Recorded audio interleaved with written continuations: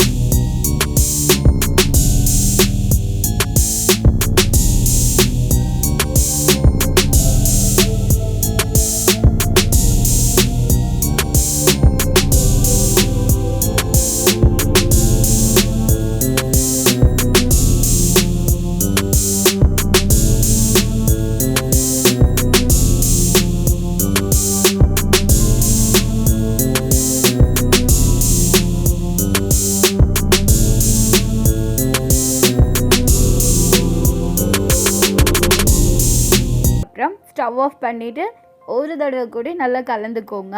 அவ்வளோதான், நம்மளுடைய அதிரச மாவு ரெடி. ஆனால் இது உடனே நம்ம பொரிச்சிட்டோன்னா அது ரொம்ப ஹார்டாக இருக்கிற மாதிரி இருக்கும். 2 டேஸ்க்கு அப்புறம் தான் இதை பண்ணணும். ஆனால் 2 டேஸில் பாருங்கள் எப்படி இருக்குன்னு.